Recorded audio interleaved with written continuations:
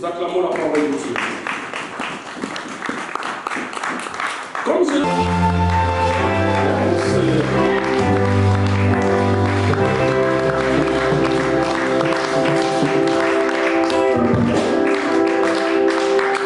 Amen.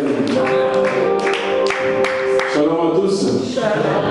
Est-ce que nous pouvons louer le Seigneur pendant 2 minutes, mais chaleureusement? Chaleureusement. S'il vous plaît.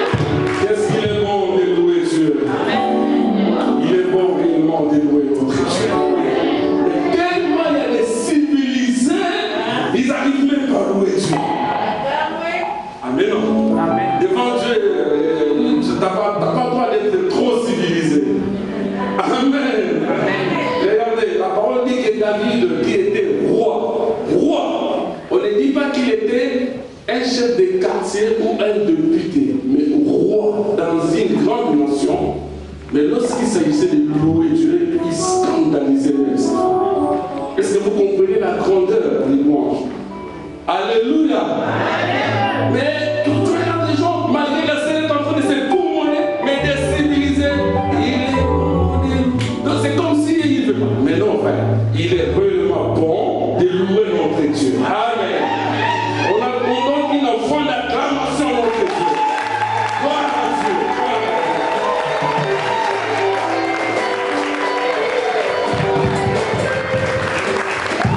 Gloire à Dieu. Amen. Nous saluons tous au nom de Jésus. Amen. Soyez bénis dans le nom de Jésus. Amen. Je vais vous mettre. Avant de commencer, je vais dire merci à Dieu qui m'a donné cette opportunité de pouvoir me tenir devant vous et annoncer la bonne nouvelle, l'évangile de Jésus-Christ. Et merci aussi à l'homme de Dieu, notre papa, le pasteur Bonchard qui vit là, qui a cette marque de considération de nous donner, nous céder la chair, de pouvoir annoncer la parole de Dieu. Je l'ai toujours dit, ce n'est pas donné à tout le monde qu'on puisse vous céder la chair. Amen. Merci papa pour cette marque de confiance. Merci pour les hommes de Dieu. Merci pour vos soutiens. Merci pour toi aussi mon frère, ma soeur qui est présent. Parce que si tu n'étais pas là, on n'allait pas parler de la parole de Christ. Amen. Amen. La parole n'est pas venue pour les chaises ni pour les chauffages, mais c'était pour toi et moi. Amen. Oh, alléluia. Amen. J'ai dit la parole n'est pas venue pour les chaises, ni pour les ustensiles qui sont là. Mais la parole est venue pour toi et moi. Amen. Amen. Voilà. Gloire à Dieu. Le dimanche dernier, j'étais tellement béni. Je ne sais pas si toi aussi tu étais béni lorsque l'homme de Dieu nous a parlé sur les marques de la foi. C'était tellement puissant, un message très puissant. Il nous a parlé sur la foi. Il est vrai que sans la foi, il est impossible à un homme d'être agréable à Dieu. Alléluia. Amen. Oh, alléluia. Amen. Vous savez, frère, nous sommes dans le temps où les gens ont essayé de chosifier Dieu. Et ça n'a pas commencé que maintenant. Vous allez vous rendre compte qu'il était arrivé à un moment donné, Israël, lorsqu'ils ont quitté l'Égypte pour se rendre vers la terre promise qui a été promise par Dieu. Ils ont commencé à menacer Moïse. À chaque fois, tu nous parles de Dieu, Dieu, Dieu, Dieu, Dieu, Dieu. Mais nous voulons voir ces dieux-là. Parce qu'ils croyaient que les dieux en question devaient être comme un humain, comme une chose ou un matériel. Amen. À tel point qu'ils ont importuné Moïse et Moïse est allé chercher la force de Dieu. Mais pendant qu'il est parti, la Bible dit que Aaron, qui était le frère aîné à Moïse, il est resté, le peuple n'a pas stoppé à importuner encore cet Aaron-là. Et Aaron, par pression, par coup de pression, comme pour beaucoup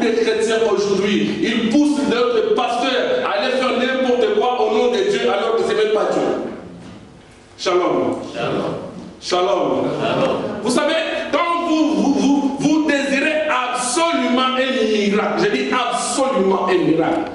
Vous savez pourquoi? Parce qu'il ne va pas le faire selon la volonté de Dieu, mais il va le faire selon vous. C'est pourquoi nous voyons aujourd'hui dans les églises actuelles, il y a des pasteurs qui mettent même des pieds sur le corps des personnes, soit disant que c'est des délivrances. Parce qu'ils cherchent absolument la délivrance. Mais écoute bien, la bonne délivrance, c'est cette parole que tu écoutes. Si tu la mets en pratique, tu es délivré. Shalom. La Bible dit qu'ils ont importuné tellement Aaron. Et Aaron leur a demandé de bijoux, machin, tout ça, des ordres. Franchement. Aaron, tu pourras même faire quand même un bœuf ou une vache. Il minimise Dieu à faire même un veau, un petit animal. Un petit animal. Et le Seigneur s'est fâché. Shalom. Le Seigneur s'est fâché. Voilà pourquoi nous, qui avons compris, nous qui avons la révélation, nous ne servons pas ce Dieu-là qui est matériel, mais nous servons un Dieu qui est spirituel. Et ce Dieu, comme il est spirituel, nous le croyons au détriment de la foi. Non, vous ne m'avez pas compris. Je disais, ce Dieu-là, comme tu es révélé, tu as crié au Seigneur. Tu n'as pas crié au Seigneur parce qu'un pasteur est venu devant toi ou un homme est venu devant toi. Tu as crié à la parole. La parole n'a jamais été physique. La parole est spirituelle. Et cette parole-là, c'est ça qui a produit en toi la foi. De quoi qu'il existe un Dieu. Alléluia. Amen. Voilà pourquoi, frère, la foi est tellement importante dans la vie des chrétiens. Si tu n'as pas la foi, la parole dit claire et nette et distinctement que tu ne lui seras jamais agréable. Amen. Amen. Alléluia. Amen. Oui, frère, j'ai beaucoup aimé. Le pasteur a vraiment touché là où il fallait. Dans le temps de la fin où nous sommes, nous avons besoin de la foi. Frère, voilà pourquoi un homme de foi ne vit pas selon la vue. Un homme de foi vit selon l'esprit. J'aime Dieu. Et parlant de sa prédication, il a parlé sur le marque de la foi. Et il a symbolisé ça comme étant des bonnes œuvres. Un chrétien qui a la foi, ça ne se limite pas seulement à avoir la foi, mais il faut aller aussi avec les œuvres de la foi qui accompagnent la foi. Shalom. Ah oui, frère. Ah oui. Avoir la foi, c'est bien. Mais avoir les œuvres de la foi, c'est mieux. L'apôtre Jacques dit, montre-moi ta foi sans œuvre, et moi je te montrerai la mienne avec l'œuvre. Est-ce que tu as compris? Et chacun de nous doit faire la preuve d'avoir les bonnes œuvres dans sa vie. Tu es chrétien, tu es chrétienne, tu dois avoir la preuve d'avoir les bonnes œuvres de foi en toi. Et les bonnes œuvres de foi, c'est la part de l'homme, ce n'est même pas la part de Dieu. Non, vous ne m'avez pas compris. J'ai dit les bonnes œuvres de la foi, ce n'est pas la part de Dieu. La part de Dieu, il te donne la foi. Yes. Mais toi, tu dois pratiquer cette foi en usant les bonnes œuvres. C'est ça qui va te qualifier. Amen. Et l'homme de Dieu plus loin nous dit que lorsque tu auras les bonnes œuvres, tu rentreras carrément dans ton repos. Ah, j'ai beaucoup aimé. Amen. Amen. J'ai fait de mon bien, je me bats tous les jours pour faire les bonnes œuvres de la foi. Il ne suffit pas seulement de dire aux gens que je suis chrétien, je suis évangéliste, je suis pasteur. Mais il doit voir mes œuvres qui me qualifient de ce que je dis. Amen. Yes. Nous sommes d'accord? Amen. Shalom. Shalom. Oui, frère. Oui, ma soeur. Il ne suffit pas seulement de dire aux gens, moi j'ai prie, je chante à l'église, je danse à l'église, je fais ceci, cela. Mais ce sont des œuvres qui vont te qualifier. Lorsqu'on voit un frère dans la cité, on dit celui-là, c'est un frère de Hébreu. Amen. Amen. Que le Seigneur soit loué pour ce message-là. Merci papa Jojo, ça a été fort et puissant. Ce matin, par la grâce de Dieu, je vais partager avec vous un thème que j'ai intitulé « Dans la présence de l'homme du milieu ». Dans la présence de l'homme du milieu. Mi-saison, on a souviens, il faut que mes yeux ne voient plus bien, il faut que je mette mes lunettes, s'il vous plaît. Ça dérange pas, je pense ça. le monde actuel de YouTube là, même pour rien, crée des situations. Nous allons lire avec vous quelques textes. On lit une bonne fois et moi je continue à parler. Prenons le livre de Jean chapitre 8, versets 7 à 11. Et une autre personne prend le livre de Lévitique chapitre 20, verset 10. Une autre personne prend le livre de Ésaïe chapitre 53, versets 5 à 6. Une autre personne prend le livre de Matthieu chapitre 23, verset 2.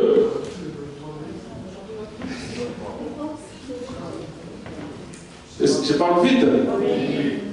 Ok, je disais Jean chapitre 8, versets 7 à 11. C'est noté? Sois béni, toi qui viens avec un carnet. Tu es vraiment réveillé. Amen. Vous savez, toute la parole que nous vous annonçons ici, on nous a prêché, nous avons retenu.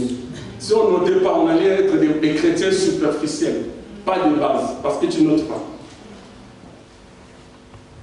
Avec les circonstances de la vie actuelle, si tu notes pas, tu écoutes aujourd'hui, demain il n'y en a plus dans la tête, c'est parti. Si tu as noté quelque part, tu peux encore aller le voir. Amen. Je disais Jean chapitre 8, verset 7 à 11 et Lévitique chapitre 20, verset 10. Ésaïe chapitre 53, versets 5 à 6. Je vous donne seulement les versets et après je vais parler. Amen. On va développer ensemble avec vous. Je ne vais pas qu'on puisse lire, perdre le temps en lisant encore. Et nous allons lire aussi Matthieu chapitre 23, verset 2 et Matthieu chapitre 5, verset 17. Vous avez noté tout? Non? Ésaïe chapitre 53, verset 5 à 6. Matthieu chapitre 23, verset 2 seulement. Et Matthieu chapitre 5, verset 17. Il y en a combien de versets là, vous avez noté? Très bien, bravo à vous-même. Bravo Seigneur.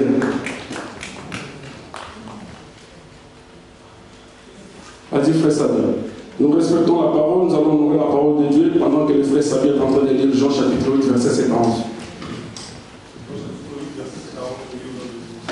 Amen. Comme il continuait à l'interroger, et il se redressa et leur dit: que celui d'entre vous qui est sans péché jette le premier la pierre contre elle. Verset 8. Puis il se baissa de nouveau et se remit à écrire sur le sol. Quand ils entendirent cela, accusés par leur conscience, ils se retirent un à un, à commencer par les plus âgés jusqu'au dernier.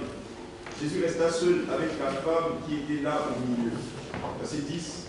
Alors il se redressa et ne voyant plus qu'elle, et lui, non, excusez-moi, alors il se redressa et ne voyant plus qu'elle, il lui dit: femme, où sont ceux qui t'accusaient? Personne ne t'a donc condamné? Elle répondit: personne, Seigneur. Jésus lui dit: moi non plus, je ne te condamne pas, vas-y et désormais ne pêche plus. Alors, Lévitique chapitre 20, verset 10. S'il te plaît, frère Sabien, comme tu es en train de lire. Si quelqu'un d'autre a pour vous aussi d'autres versets, les versets d'Ésaïe, il se prépare déjà, c'est 33, 5 à 6. Et Matthieu 23, verset 2, et Matthieu chapitre 5, verset 7. Lévitique 20, 10. Lévitique 20, verset 10. Oui. La Bible dit: si un homme commet un adultère avec une femme mariée, s'il commet un adultère avec la femme de son prochain, l'homme et la femme adultères seront punis de mort. Ésaïe chapitre 53, verset 5 à 6.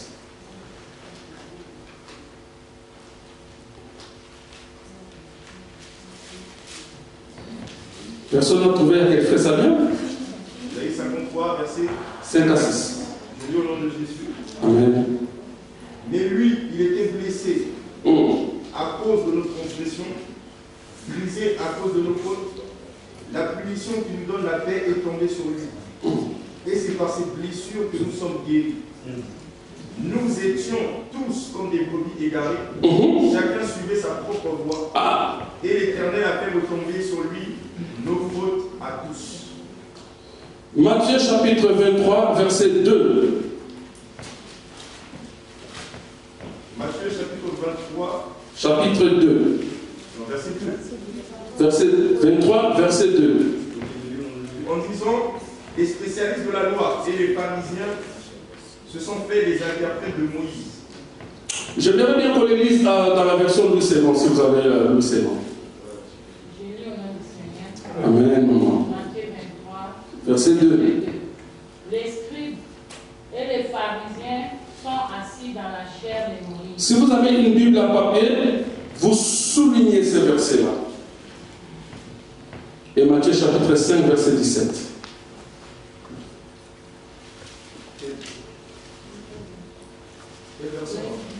N'importe quelle version. Mais j'aimerais vous liser n'importe quelle version.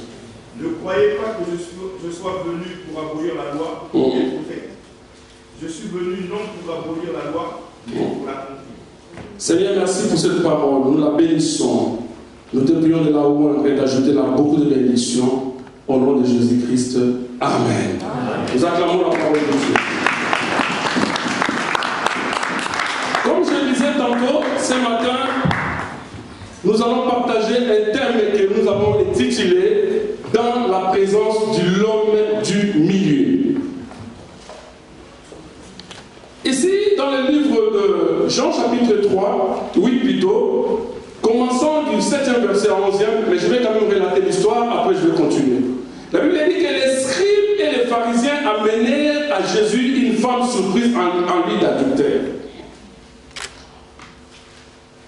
Pendant ce temps, Jésus, la Bible dit que Jésus s'est allé dans la montagne des Oliviers où il enseignait. Il rentrait dans un temple, comme celui-ci. Il était enseigné. Les scribes et les pharisiens, ils ont entendu que Jésus était dans un temple en train d'enseigner. Mais pendant ce temps-là, ils étaient aussi à la chasse de celui qui faisait les péchés dehors. Ça, c'est moi qui commente un peu ça.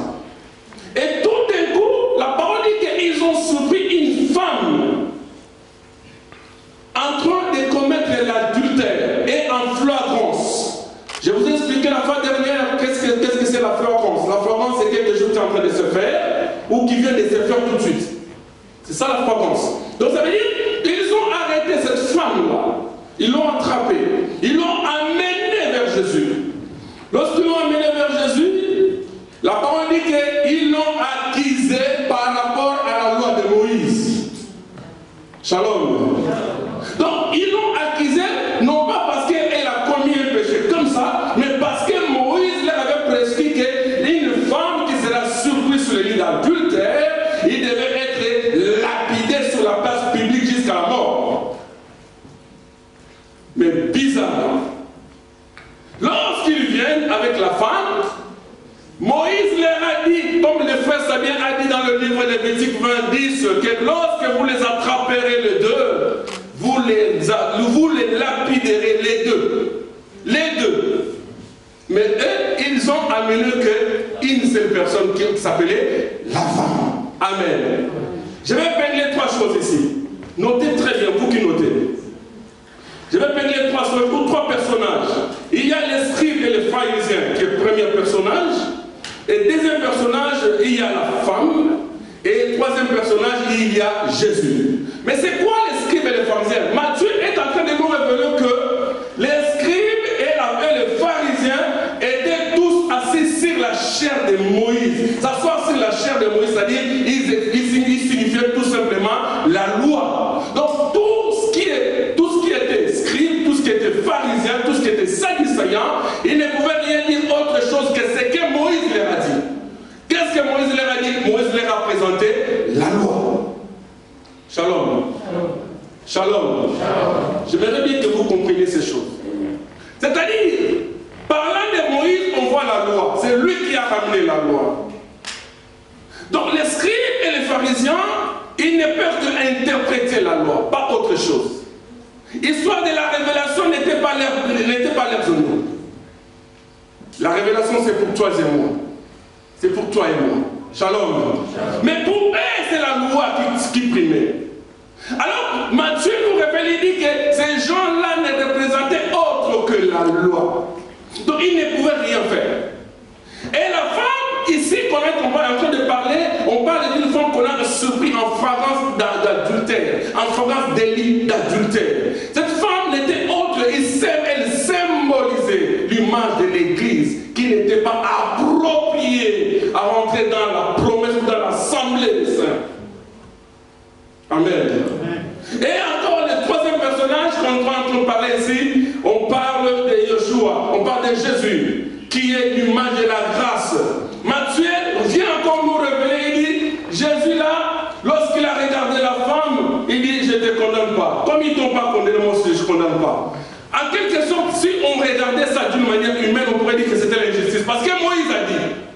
Pourquoi? Parce que Matthieu dit que Jésus a dit, il dit, je ne suis pas venu abolir la loi, mais je suis venu plutôt l'accomplir. Amen. Je n'abolis pas la loi, mais j'accomplis. Mais je ne me limite pas à accomplir seulement, mais je vais ajouter quelque chose. Je vais présenter ce que Moïse n'a pas présenté. C'est ce qu'on appelle la grâce. Donc Jésus a accompli la loi, mais il a présenté aussi la grâce à cette femme pécheresse, à cette femme adultère, pour lui dire que je ne suis pas venu seulement pour ceux qui sont bons. En quelque sorte, la parole ne dit pas que Christ est venu pour ceux qui étaient bons. La parole dit qu'il est venu pour la brebis perdue d'Israël. Shalom. Shalom. Vous savez, je vais vous mettre d'accord. Vous savez, en Israël, la classe religieuse était divisée en trois. En Israël, la classe religieuse était divisée en trois. C'était la classe des pharisiens, des Sadducéens et des Sanhédrins. Et toutes ces classes-là, les pharisiens, les Sadducéens, les Sanhédrins, en réalité, ils ne s'attendaient pas. Donc chacun voulait interpréter les choses de sa manière. Ils ne se mettaient pas d'accord. Mais bizarrement, chose étonnante, les jours de la femme adultère, tous ils se sont mis d'accord. Ils se sont mis d'accord pour accuser la femme adultère. Vous ne comprenez pas. Les gens qui ne s'entendent pas dans leur classe sociale, c'est comme nous aujourd'hui, nous disons nous sommes les chrétiens évangéliques. Il y en a qui disent nous sommes les chrétiens catholiques, il y en a qui disent nous sommes des chrétiens, je ne sais pas, baptistes, je sais pas, tout ça, toutes ces doctrines-là. Mais tous au nom des chrétiens, au nom de Christ. Mais la manière dont nous procédons avec les Christ là, ce n'est pas la même manière. Nous, la manière dont nous avons compris, où nous concevons la chose de Dieu, ce n'est pas la même chose que conçoivent les catholiques par exemple. Mais tous nous parlons de Christ. Et c'était la même chose avec ces gens-là. La classe politique, la classe religieuse plutôt d'Israël, les pharisiens, les Sanhédrins, les Sadducéens.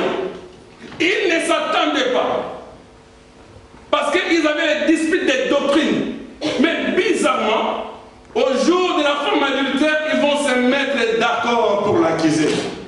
Frère, voyez, tes ennemis, ces jours-là, à cause de toi, pour t'accuser, ils vont se mettre d'accord tous.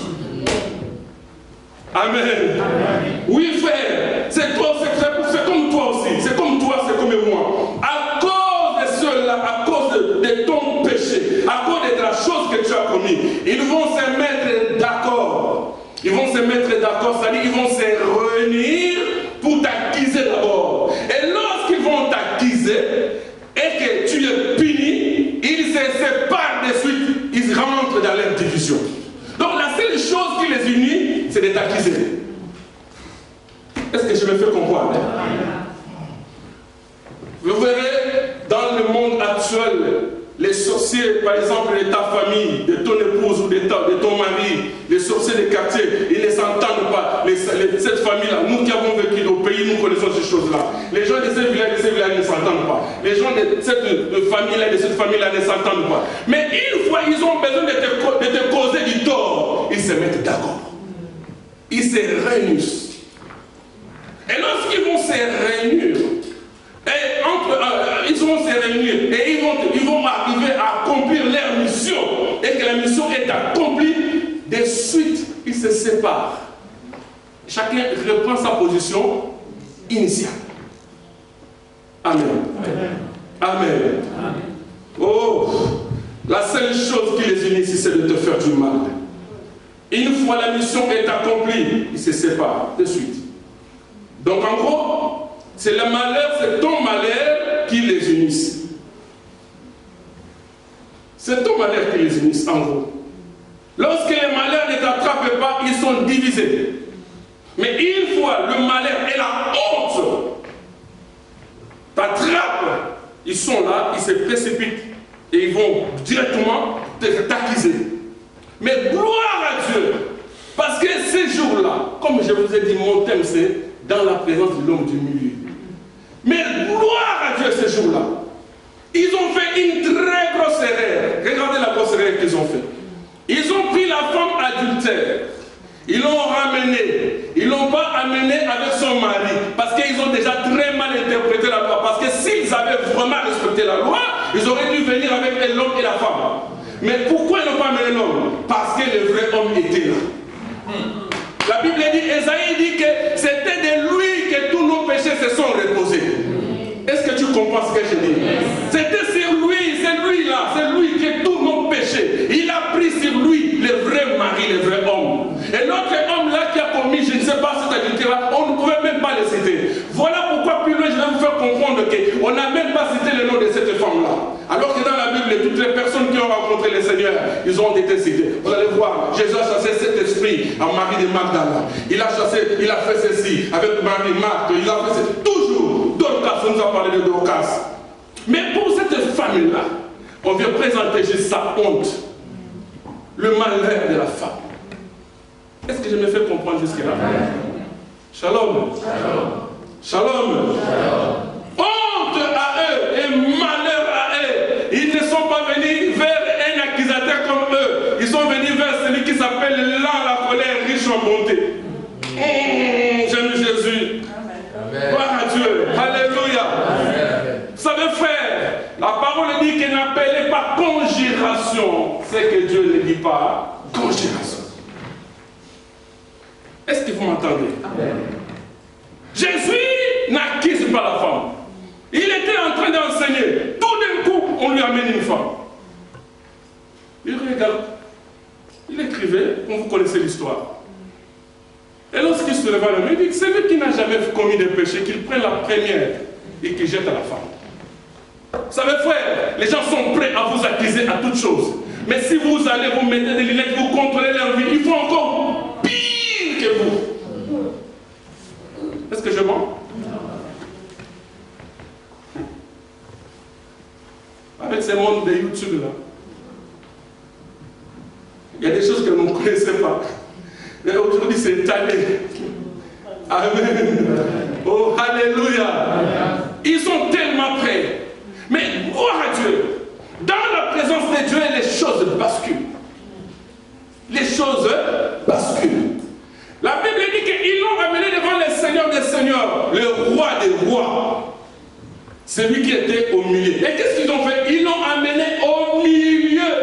Ils l'ont mis au milieu. Donc autant pour dire qu'il y a les disciples, il y a les pharisiens, il y a les Sanhédrins, il y a Christ qui est là, et la femme au milieu. Mais ils ont oublié que Jésus lui-même était l'homme du milieu. J'aime ça. Jésus lui-même était l'homme du milieu. Parce qu'en réalité, frère, vous allez comprendre que même le Seigneur, lorsqu'il a créé Adam et Ève, il ne les a pas placés aux extrémités du jardin. Il les a mis au milieu. Ah, tu ne suis pas. Shalom. Shalom. Shalom. Shalom. Ces gens sont venus présenter la femme sans pour autant citer son nom. Pourquoi? Parce qu'ils avaient juste besoin de citer, de prononcer, de présenter sa honte. Présenter juste sa honte. L'accuser. Ils ne veulent même pas citer son nom. Mais c'est la honte qui les intéresse. Ton problème, ils n'ont pas besoin de connaître ton problème. Ils n'ont pas besoin plutôt de connaître ton nom ou quoi que ce soit. Mais ils ont besoin de savoir, tout simplement de savoir ta honte, le malheur qui t'atteint. C'est juste ça, c'est que le méchant veut de toi. C'est tout ce qu'il veut. Voilà pourquoi les références n'est pas ton nom dans les quartiers, dans la cité, mais leur référence, c'est ta honte. Vous connaissez la sœur là? Laquelle là? La célibataire là? Moi, je n'aime pas la porter dans ma voiture parce que je perds d'elle. Oh! Cocain, shalom. Oh, shalom. Non, frère, il y a un temps pour toutes choses. Oui, frère, il y a un temps pour toutes choses. Il y a un temps pour toutes choses. Ce n'est pas parce qu'elle est célibataire ou il est célibataire qu'il le restera. Et surtout qu'il vient à la présence de l'homme et du milieu. Celui-là qui change les circonstances. Voilà, j'ai conseillé à l'église, dernière fois que j'ai été sur la chair, que nous avons des prières en ligne. Frère, ne manquez pas ces prières. Même des fois, on vient au boulot, on est fatigué. Les vendredis, j'ai parlé avec une personne au téléphone. J'ai dit, papa, donc tellement fatigué. Donc j'ai l'impression de dormir. J'ai dit, ah, rien. Je vais prier moi. Ah, rien. Frère, tu as un abonnement. Si tu n'en as pas, tu me demandes, je vais penser à cet abonnement pour toi. Amen. Ah, Blaise, il est orgueilleux. Non, non, je veux tout simplement que tu sois avec nous. Amen. Parce que les jours où nous allons commencer à témoigner ici, alors que tu ne sois pas jaloux. Ah oui. Parce que nous allons témoigner. Déjà, moi, j'ai commencé à témoigner. Amen. Papa, je te dirai tout à l'heure. Ah, boulot. Somme. Alléluia. Amen. Frère, le Dieu que nous servons là est un Dieu vrai. Amen. Un Dieu vrai, un Dieu vivant. Voilà pourquoi ne néglige pas, frère, d'être en présence de Dieu. Dans la présence de Dieu, les choses changent. Amen.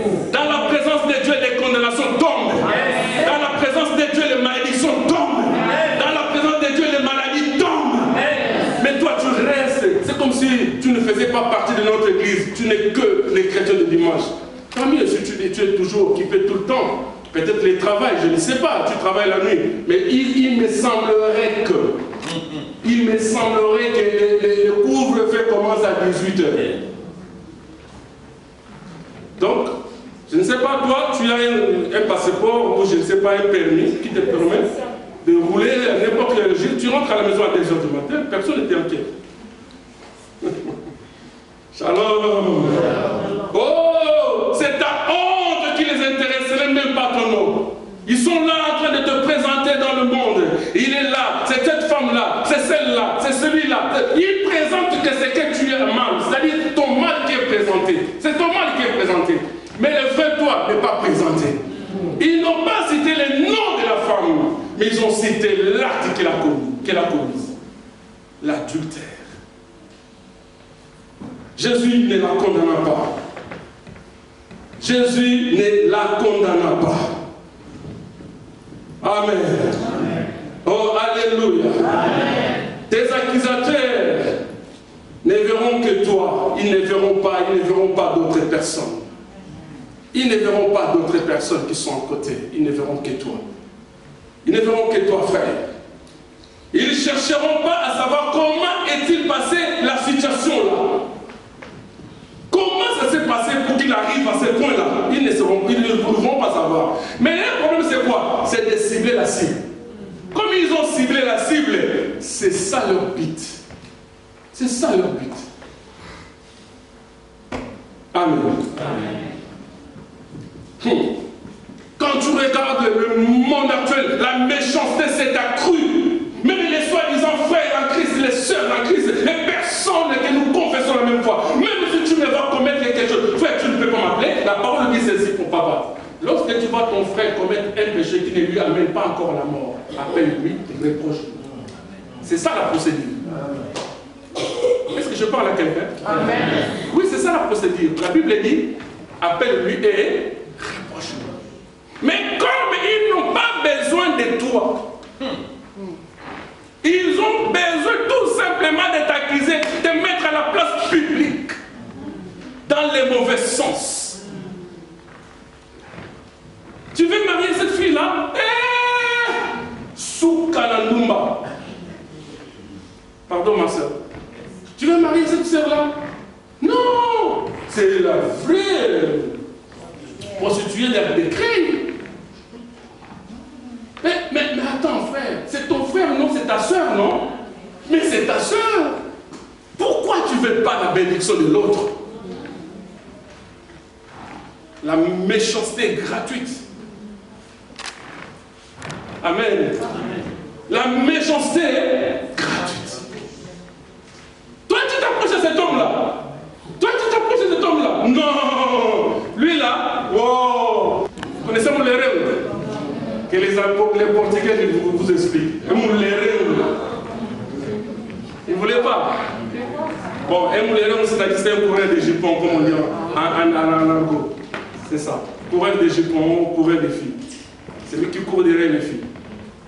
C'est ça qu'on appelle mouléré en portugais. Amen. Mais non, frère. Si tu l'avais connu de cet état, mais aujourd'hui il est avec Dieu. Est-ce que tu sais s'il a déjà réparé avec son Dieu? Est-ce que tu sais? Qu'est-ce que tu sais? Qu'est-ce que tu en sais dans la vie d'une personne que tu n'habites pas même toi avec lui? Qu'est-ce que tu en sais?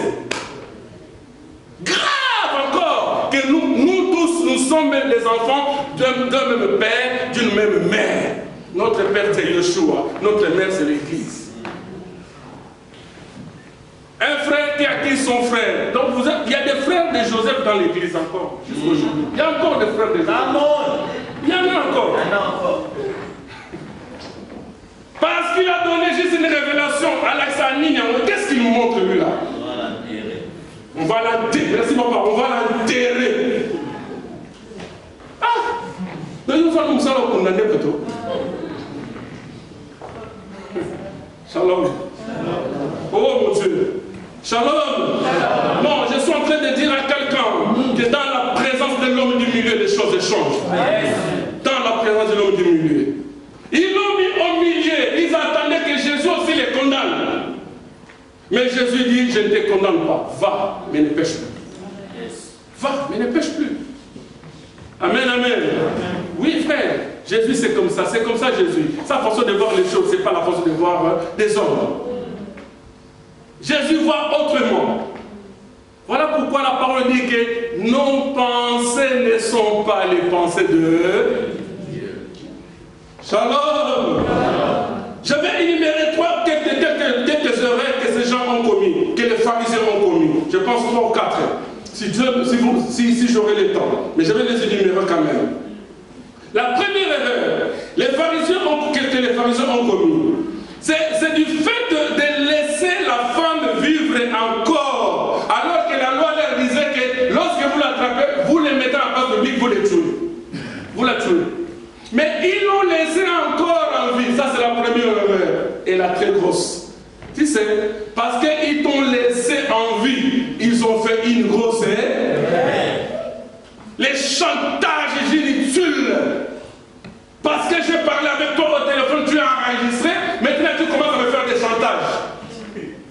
Le monde actuel, c'est comme ça. Maintenant, on a peur même d'appeler les gens. Tu as peur, tu ne sais pas quoi dire. Tu vas dire quelque chose à une soeur, elle enregistre et commence à te faire des chantages. Oh mon Dieu. Mais sœur, on a bien appris pour la beauté, c'est tout. Juste c'était pour te saluer. D'où vient ce chantage? Shalom. Est-ce que je parle à quelqu'un? Est-ce que je dis vrai? Amen. Et n'oubliez pas que moi et vous, nous vivons sur la même planète. Donc ne croyez pas que parce que je suis serviteur de Dieu, je ne vois pas ce que vous voyez. Je rentre aussi dans les réseaux sociaux. Ah oui, frère. Amen. Ils l'ont laissé en vie. Au lieu de lapider, au lieu de le tuer une bonne fois. Mon frère, ma soeur, on devait déjà te tuer à cause de ton péché. Mais comme ils ne t'ont pas tué, toute la donne a basculé. Parce qu'il y a une personne qui va changer ton histoire. Amen. Il y a une personne. Et cette personne-là, il s'appelle Jésus-Christ. Il va changer ton histoire. Amen. Il va changer l'histoire de cette femme qu'on appelait prostituée hier. Cette femme qu'on appelait adultère hier. Aujourd'hui, elle va être appelée sainte. Est-ce que Je parle à quelqu'un. Oui, frère. Tu vas étonner les gens. Moi, j'ai connu une sœur en Angola. Parce que moi, j'ai passé toute ma jeunesse en Angola. La sœur là, un frère vient pour la marier. Et un frère venait de notre église. La sœur, elle a pris la parole de Dieu dans l'église des messages de Branham. Donc elle était beaucoup plus branhamiste que chrétien évangélique comme nous. Mais une fois nous on prêchait dans les rues comme ça, comme on prêchait, vous savez au Congo, en Afrique, les matins comme ça, nous prêchons dans les rues, à 5 h du matin, et elle a entendu, et elle nous a suivis. Et lorsqu'elle est venue à l'église, un frère de notre église est venu aussi, de notre église plutôt, est venu, il dit, je vais marier cette sœur-là. Bizarrement, les sœurs qui étaient avec elle aux permanences, parce qu'il y avait des sœurs qui vivaient aux permanences parce qu'ils n'avaient pas où aller dormir. Donc, ici en Europe, je pense qu'il n'y a pas beaucoup de permanences, mais en Afrique, il existe. Les gens qui habitent, qui restent aux permanences là-bas toute leur vie, avant d'échanger, avant d'avoir un autre statut. Ce sont ces sœurs-là qui sont allées voir le monsieur, qui ne les connaissaient même pas, parce que le monsieur qui est venu, c'était un ami à moi. Il m'a dit, Blaise, moi je vais marier cette sœur-là. J'ai dit, tu la veux? Parce que si c'est pour marier, je suis d'accord. Mais si c'est pour aller zigzag, non. Il me dit, ouais, non, moi je vais la marier. Et j'ai dit parler à la sœur aussi, comme beaucoup de nous, quand on te parle des choses, sois aussi un peu discret. Parce qu'on est là.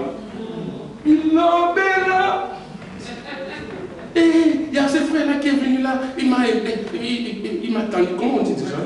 Il m'a dragué, il m'a dit ceci, c'est là, voilà. Il me dit qu'il va me marier. Les sœurs disent, ah, toi, tu viens d'arriver, nous on était déjà là.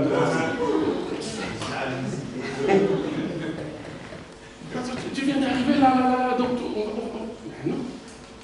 Une de ces sœurs-là est partie voir le monsieur. Il m'a sauté, même moi qui étais son pasteur. Je ne sais pas comment il a fait pour trouver là où il habite. Sia.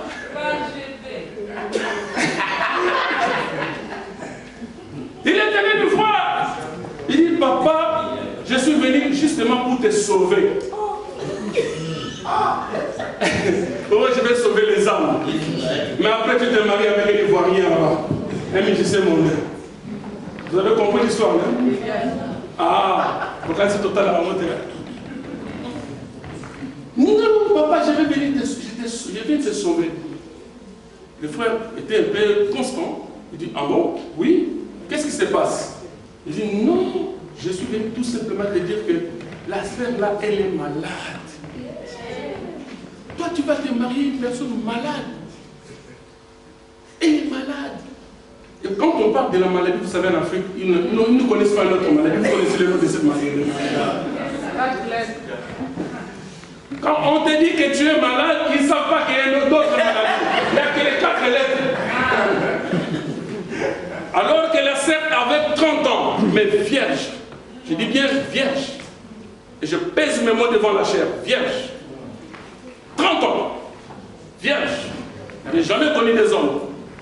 Mais par jalousie, par haine, comme je vous ai dit tout à l'heure, la méchanceté grave.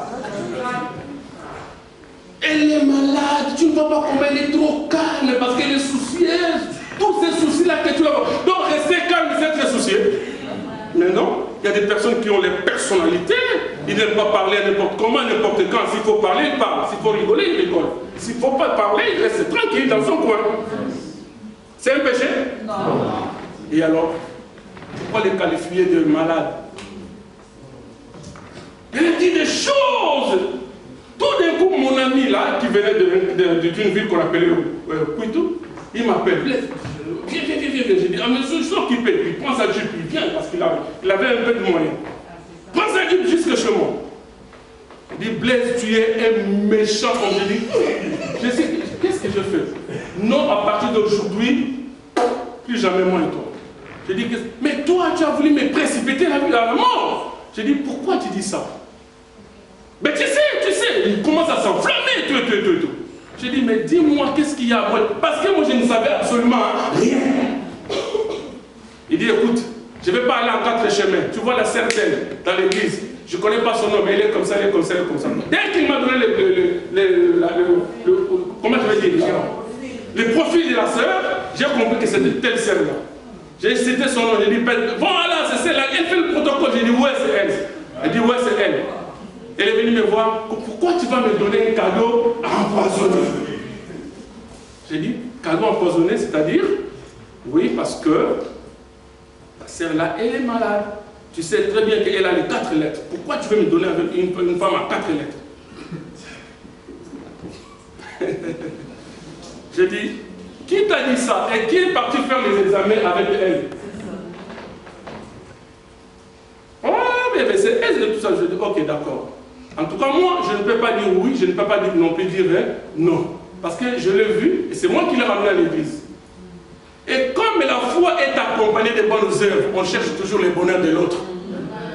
Frère, quand tu es un enfant de Dieu, cherche toujours le bonheur de l'autre.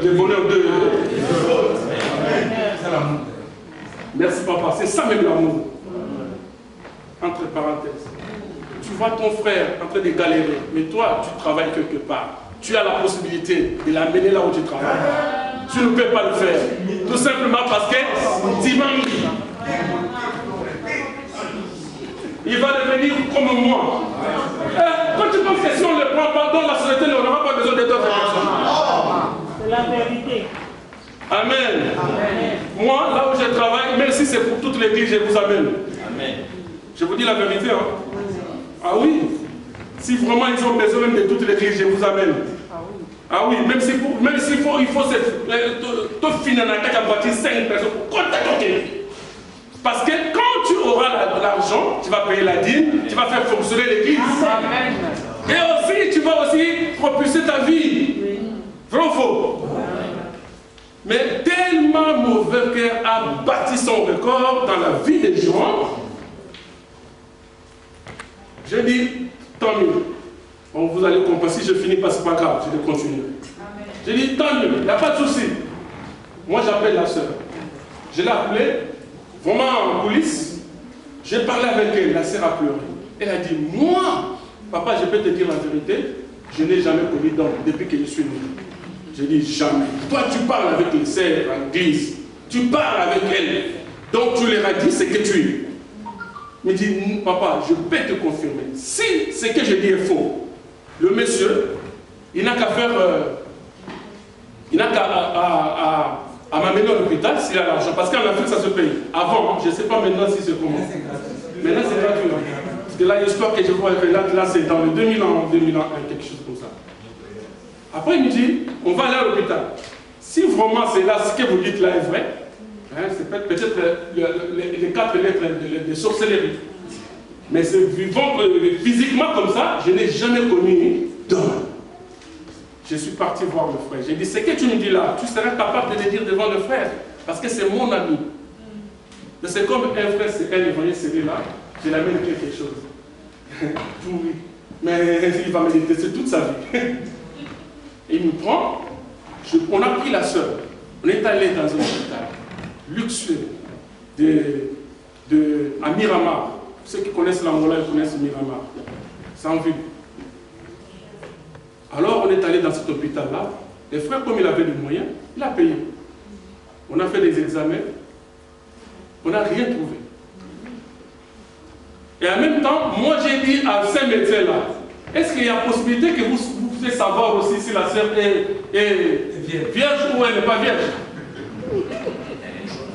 Mais parce que le problème c'est quoi? C'est qu'on accuse de quelque chose qu'elle ne connaît pas. C'est grave, frère, des accusations gratuites. Très grave. Très très grave. Les docteurs ont dit, mais bien sûr on peut le savoir, les médecins. Et ils l'ont fait. Et la sœur était comme elle a dit. Il n'y avait pas cette histoire-là. Le problème c'est quoi? C'est que les gens ne veulent pas citer ton nom. Ils veulent citer juste la chose là qui va faire ta honte. Est-ce que tu m'entends? Amen. Alléluia. Amen. La deuxième chose, la deuxième erreur qu'ils ont commis, Ils ont mis la femme au milieu. Alors que Dieu n'est pas seulement l'alpha ni l'oméga, mais il est aussi Emmanuel. Amen. Dieu n'est pas seulement l'alpha et l'oméga, il est aussi au milieu. La Bible dit qu'il est aussi le Dieu du milieu. Voilà pourquoi au jour où on devait le pendre, on l'a mis au milieu des brigands. Au milieu, le Dieu du milieu. Il change les situations. Je parle à quelqu'un. Mon frère, ma soeur, pour ton problème, Dieu n'est pas seulement le Dieu du commencement ou de la fin, il est aussi le Dieu du milieu. Est-ce que tu m'entends? Dieu est aussi le Dieu du milieu. Dieu ne te laissera pas à la merci de tes adversaires ou entre les mains de tes accusateurs. Il te défendra toujours comme étant lui-même le Dieu du milieu. L'apôtre Paul dit que Christ est en moi. L'espérance de la gloire. Donc Christ est au milieu de quelqu'un. Vous comprenez ce que je dis? Christ dans la vie d'eux. Si tu as Christ frère dans ta vie, tu as Jésus-Christ dans ta vie, le Christ est au milieu de toi. La gloire va venir toute seule. Alléluia. Amen. Je me bats, je fais tout de mon mieux pour que je ne chasse pas Christ dans ma vie. Je peux chasser d'autres choses. Je peux manquer l'argent. Je peux manquer je ne sais pas quoi là. Mais je ne veux pas manquer mon Seigneur dans ma vie. Amen. Parce que c'est lui qui change les choses. Est-ce que tu me comprends? Amen. Ah oui, frère. Donc on va chanter là. Alpha, il y a l'alpha, l'oméga et tout ça, tout ça. Lorsque nous chantons, il y a l'alpha, il y a l'oméga. Mais les milieu, nous les laissons à qui? À qui nous donnons ce milieu? C'est toujours à lui. Dans sa présence, l'homme du milieu, il change les situations. La femme qui était au milieu, on l'attendait que Jésus dise, prenez-les, tuez-la. Mais le Seigneur dit, non, je la justifie. Le Seigneur est capable de te justifier ce matin. Il est capable de te justifier ce matin. Parce que c'est lui ton époux. La parole dit que tes péchés, lui, il les a portés. C'est le Ésaïe chapitre 53. Il a pris tes iniquités.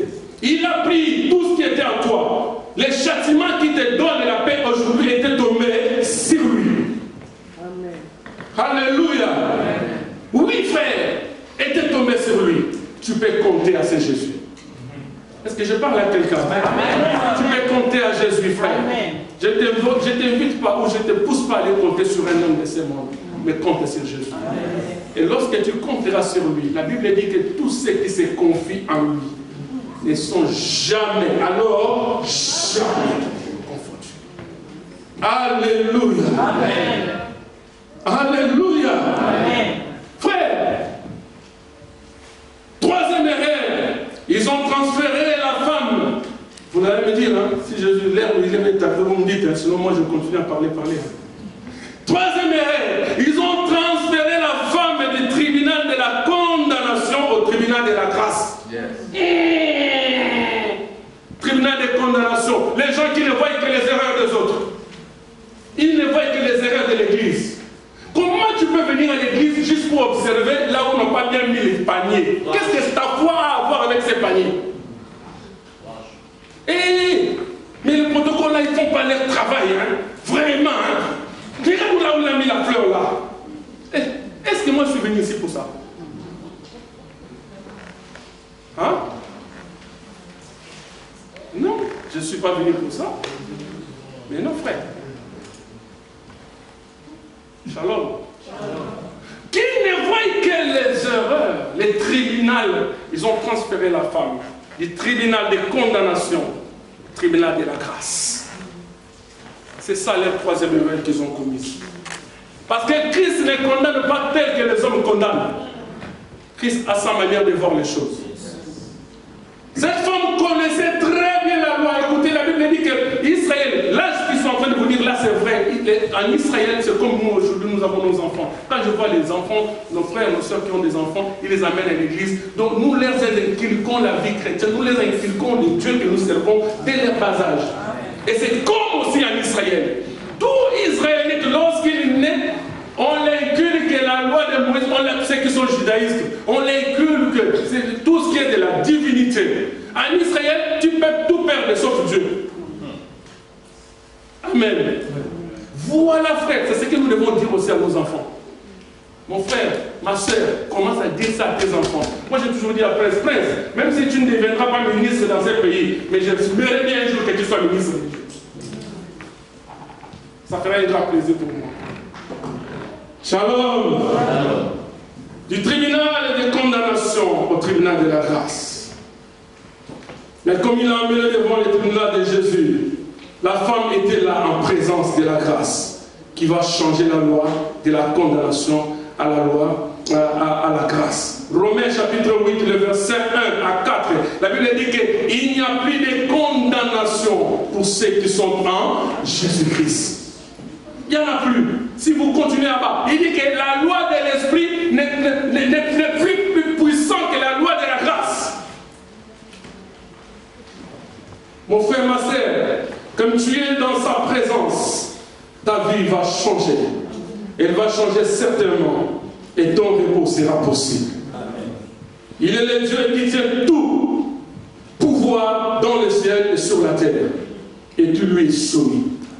Lorsqu'il décide, personne ne peut changer sa décision. Lorsqu'il ferme, personne ne peut ouvrir. Et lorsqu'il ouvre, personne ne ferme. Écoutez, peut-être je vais mettre un point pour respecter l'heure. Dans ta vie, il y a un avant et un après histoire. Ça, retiens ça. Tu dois noter ça. Dans la vie, il y a un avant et un après histoire. Donc, il y a les dieux de maintenant et les choses que tu as fait hier. Il y a le maintenant et les choses d'hier. Retiens ces choses. Je vais parler doucement pour que tu comprennes. Le Dieu de maintenant n'est pas celui de ton histoire d'hier. Le Dieu de maintenant, tu t'es sacrifié, il fait froid. Oui, il fait froid. Même si tu n'es pas fruleux ou fruleuse, mais il fait froid. Mais toi, tu as dit, je vais en présence de Dieu. Écoutez, vous croyez vraiment que c'est Dieu qui a dit qu'il est le rémunérateur de ceux qui le cherchent, donc il va te laisser comme cela? Vous croyez à cela? S'il y a quelque chose que Dieu ne fait pas, c'est de mentir. Amen. Parce que les jours où Dieu va mentir, frère, c'est ces jours-là où il y aura des éboulements, les étoiles vont tomber, je ne sais pas pourquoi. Vous savez pourquoi toutes ces histoires, toutes ces planètes-là ne tombent pas, les étoiles et tout, et toutes ces choses? Parce qu'ils respectent la parole. Amen.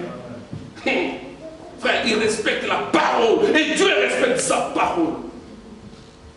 Les jours où Dieu dira que la vérité changera sa vérité en mensonge, toutes ces choses ne lui seront plus jamais soumises. Alléluia. Amen. Mais ce qui fait soumettre toutes ces choses-là à rester là où ils sont, c'est la vérité de la parole. Et Dieu a prononcé et Dieu a dit. Et cela est fait comme cela. Est-ce que tu m'entends? Il est le Dieu qui tient tout pouvoir, frère. Il est le Dieu qui tient tout pouvoir.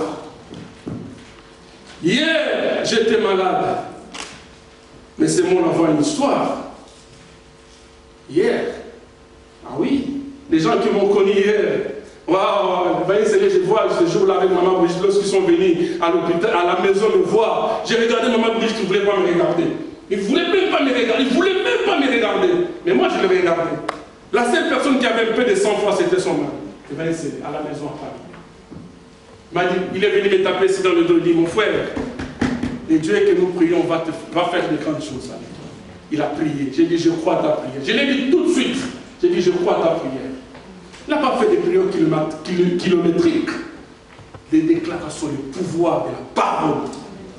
Alléluia. Alléluia. Hier, j'étais malade. C'est mon avant-histoire. Et maintenant, dans sa présence, c'est toute une autre histoire qui commence avec Dieu. Est-ce que tu comprends ce que j'ai dit? Amen. Hier, tu étais célibataire, mais en présence de Dieu, c'est toute une autre histoire qui va commencer. Amen. Le Dieu qui t'a amené en ce lieu, il va se choisir un homme de je ne sais pas de où. Amen. Alléluia. Oh, alléluia. Oui, frère. Donc, l'autre fois, l'histoire. Ce que tu vois là, riche là, ne l'était pas hier. Hein?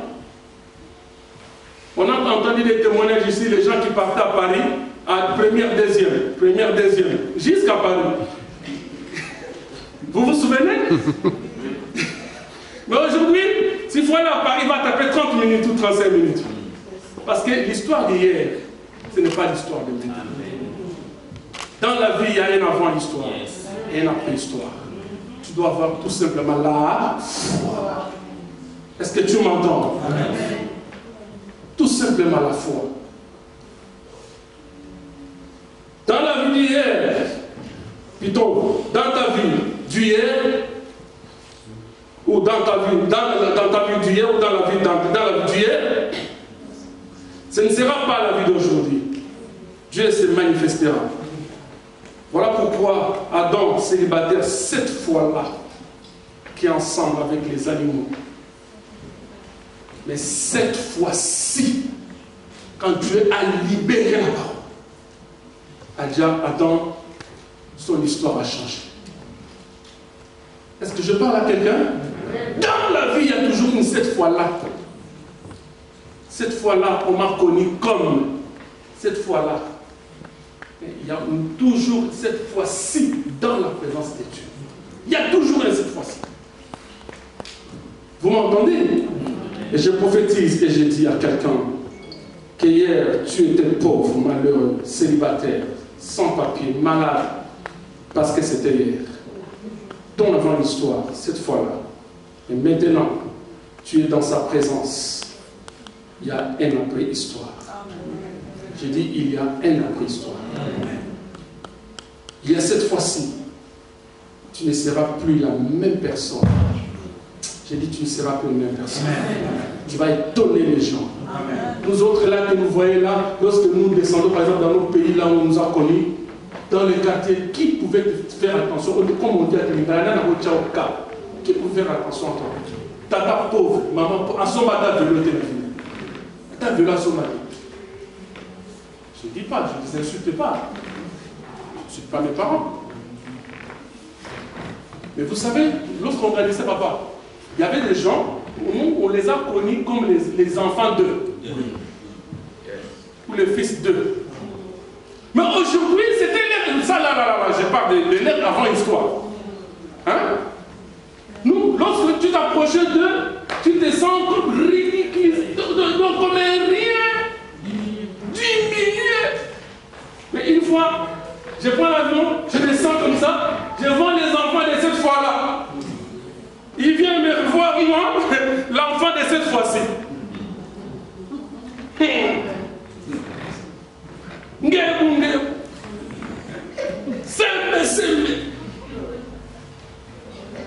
Ah, j'ai perdu la sœur. La sœur que le mari que j'ai perdu. On dit Ngebunge, ça veut dire bruyant. Mais oui, frère, vous savez, des fois, mais c'est pas l'orgueil. Non, non, c'est pas l'orgueil.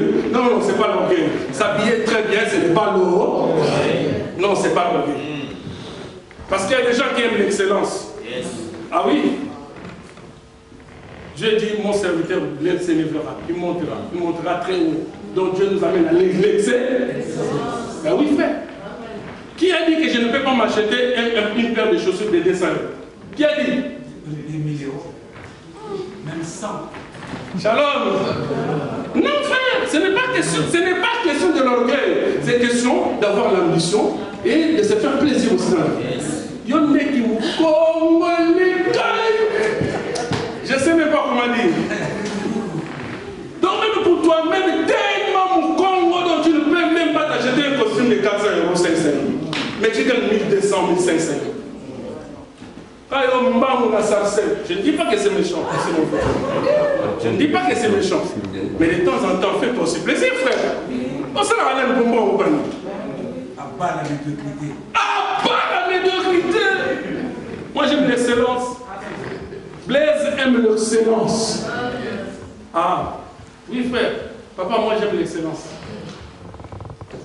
Même au travail, je dis à mes patrons, à mes amis, moi j'aime l'excellence.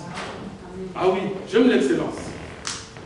Donc si toi tu es là, moi je viendrai avec cette fois-ci de Dieu. Je m'estime être dans la présence de Dieu tout le temps. Je m'estime être dans le Seigneur.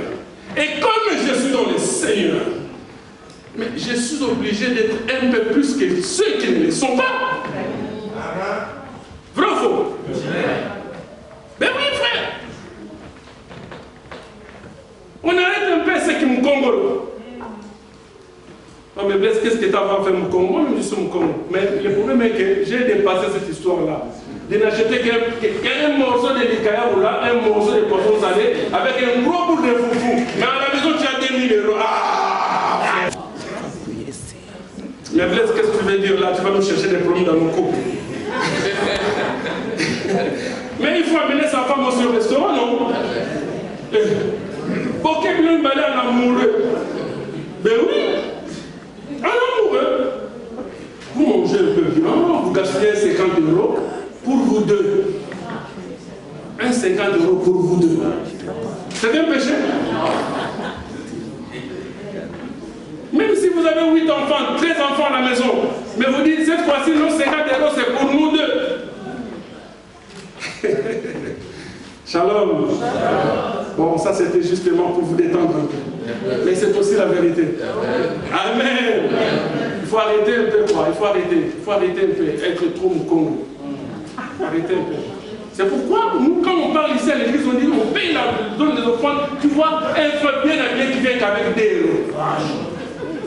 Papa, là tu te reposes. Là il y a des héros.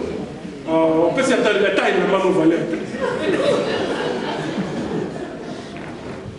Ah mais Blaise, qu'est-ce que c'est que ça? Mais non frère, Papa, il y a des choses. Tu savais pourquoi j'ai des héros? C'est pas que je dis que vous ne donnez pas. Attention, je suis en train de peigner une chose.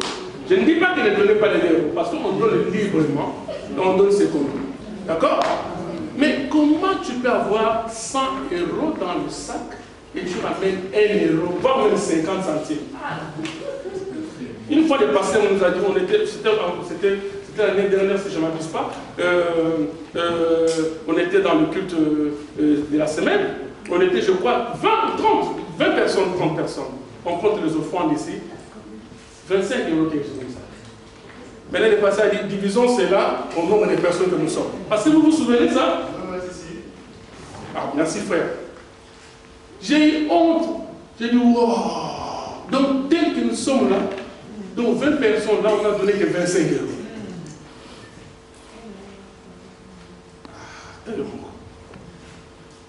Jusque même un café, même un petit café comme ça coûte 1,20 €. 1,30 €.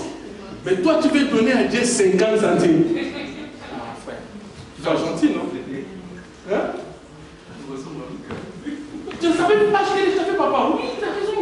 Je ne savais même pas acheter. Donc, 50 centimes, Dieu, tu n'as pas droit à une baguette entière. Tu as droit à une demi-baguette. Dieu, tu n'as pas droit à un croissant. Mais tu as droit à une demi-croissant. Prends 50 centimes. Non, frère, c'est méchant. Tout ça, c'est quoi? C'est parce que c'est des gens de personnes qui, d'abord pour leur propre corps, ils n'aiment pas se satisfaire, donc se faire du bien. Comment il le fera pour Dieu?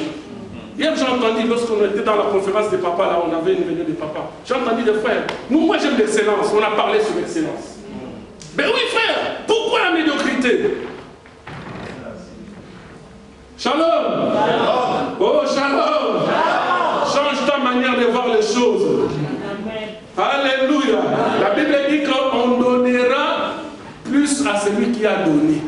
Et on notera même le peu de celui-là qui n'avait pas. Qui est un console en nous. Bon, je mets dans le coffre. Alléluia. Oh, alléluia. Mon frère, ma soeur, aujourd'hui, il est passé, ton aujourd'hui, il est passé des autres.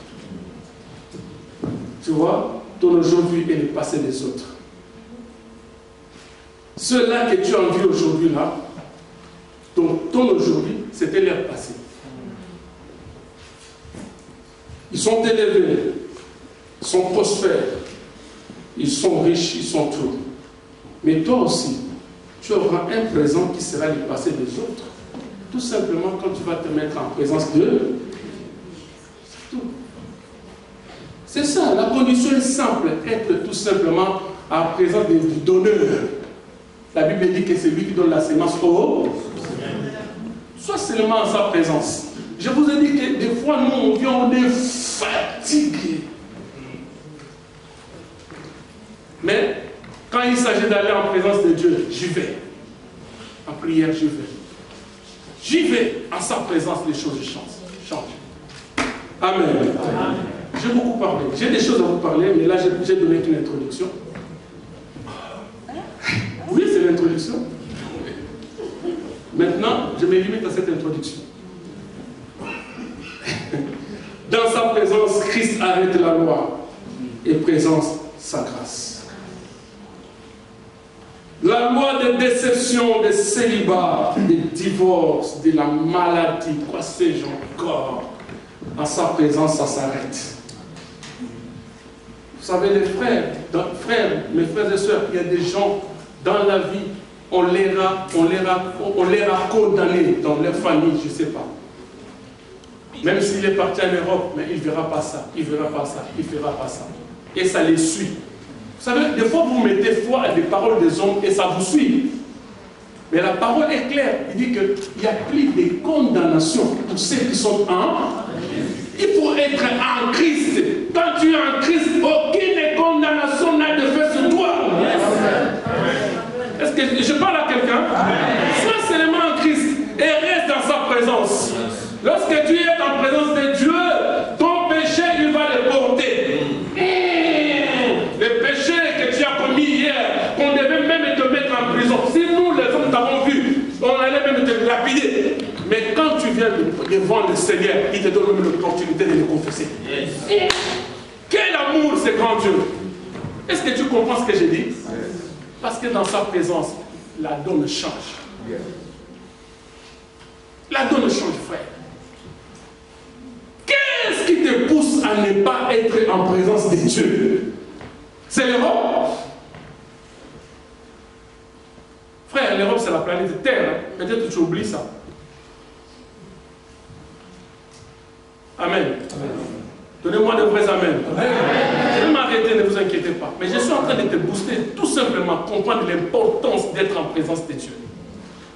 L'homme du milieu, il est capable de changer les choses dans ta vie.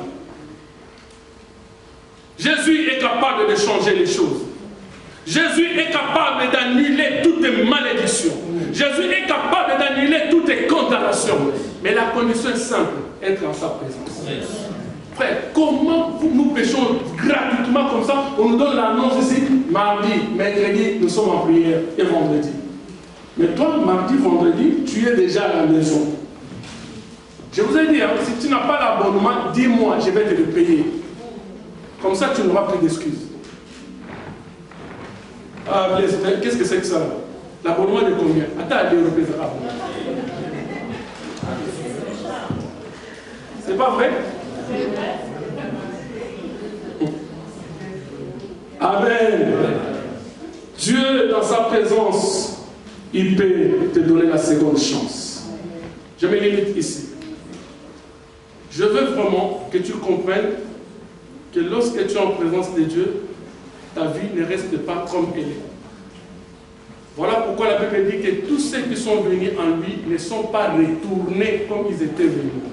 Tu étais venu malade, mais en croisant le Seigneur dans ta vie, ta maladie tombe. Même si tu ne le vois pas encore, mais c'est déjà tombé. C'est ça même la foi. Tu confesses quelque chose que tu n'as pas encore vu.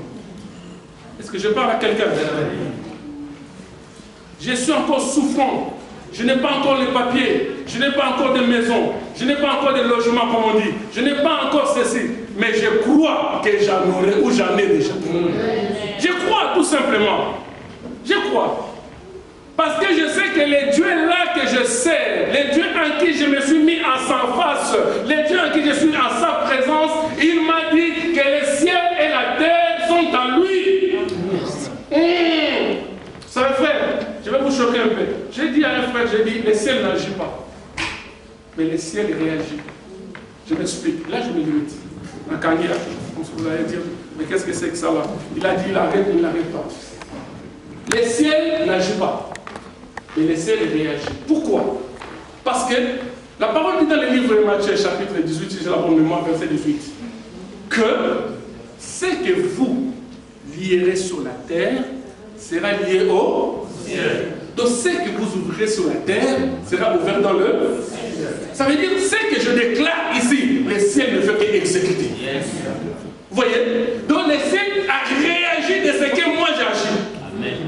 Voilà pourquoi le Seigneur a dit, j'agis et mon Père aussi agit. Vous avez compris? Mais tu n'es pas en présence de Dieu. Nous te supplions encore, frère, ma soeur, d'être toujours en présence de Dieu. Quelle que soit la fatigue, viens, rentre dans la prière. Ici, cette fois-ci, la parole dit, cette fois-ci plutôt, ce n'est plus question là-bas à l'église, il fait froid. À la maison, tu as ton chauffage. Si tu veux mettre même à 200, c'est toi qui fais. Mais attention à la facture aussi. Après, tu ne ramèneras plus d'offrandes ici, tu as tout payé là-bas. Alléluia. Reste en présence de Dieu, frère.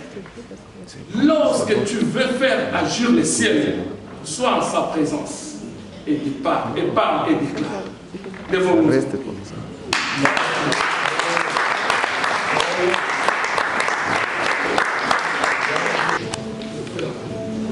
Je crie à toi, je crie à toi,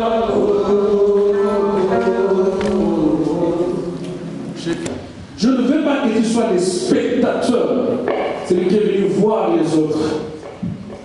Tu n'es pas venu accompagner qui que ce soit sur cette terre. Tu n'es pas venu accompagner les gens. Tu as un Dieu.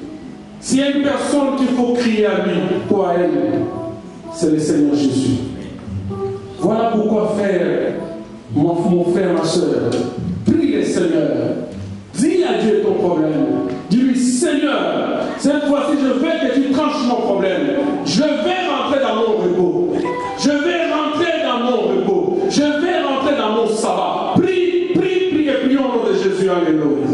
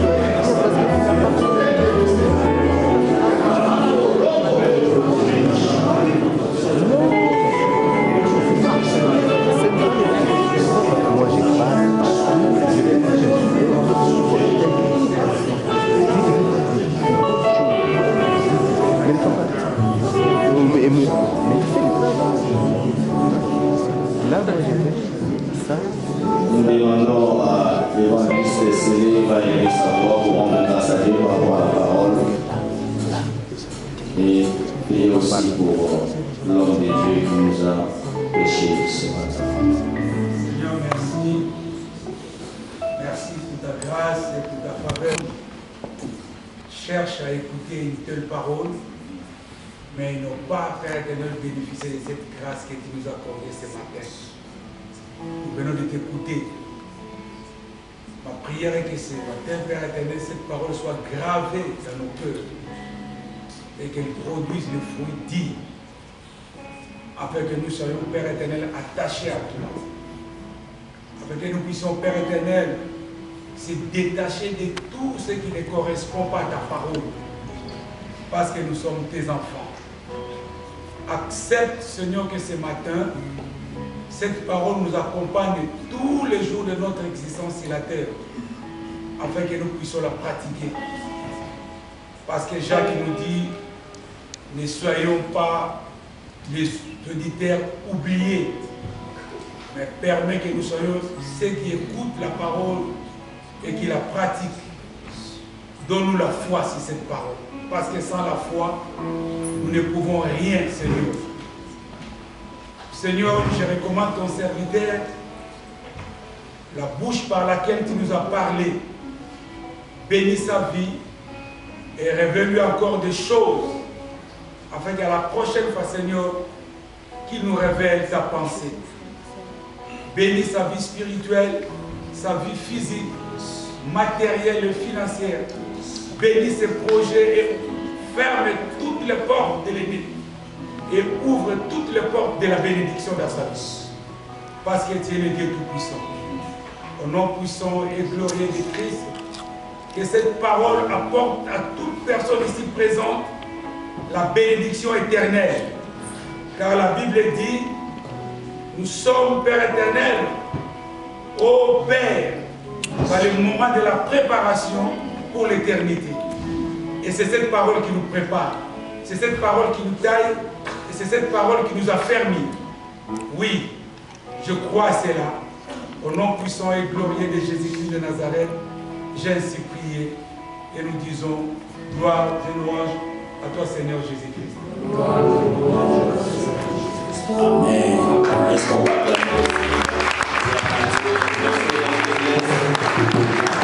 Est-ce qu'on va acclamer Jésus? Non, on acclame le roi des rois, le Seigneur des seigneurs, le lion de la tribu de Juda, le ressuscité du troisième jour, l'homme du milieu. Est-ce qu'on peut l'acclamer encore avec les cris de joie?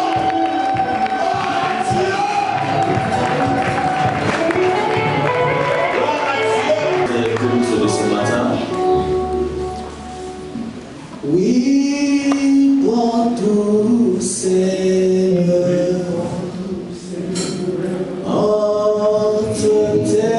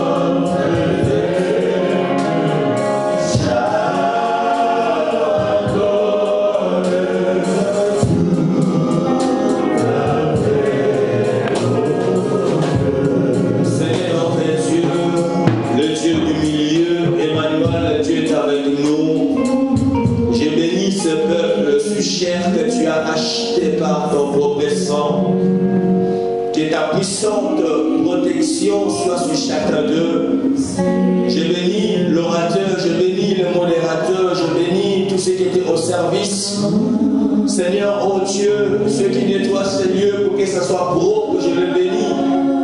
Je bénis, Seigneur, oh Dieu de gloire, le retour de ces peuples et que cette semaine soit plein de grâce et de faveur, plein de surprises agréables, que les portes fermées s'ouvrent devant eux. Glorifie-toi, Seigneur, oh Dieu, dans toutes les situations. Et je fais tomber toutes les condamnations dans leur vie, que ce peuple soit complètement libre et affranchi. Car Seigneur, oh Dieu de gloire, tu nous as libérés. Seigneur, oh Dieu de gloire, de toutes les condamnations. Toi qui as effacé les actes et toutes les lois, Seigneur, qui condamnaient nos vies. Et nous rendons toute la gloire à ton Seigneur, au Père. Bénis ce peuple éternel, afin qu'en revenant ici, que chacun vienne avec un témoignage. Et je guéris tous ceux qui étaient malades ce matin au nom de Jésus. Ainsi nous avons prié. Et nous disons tous Amen. Que Dieu vous bénisse et bon dimanche à tous. Salut les uns et les autres, famille, et à dimanche prochain.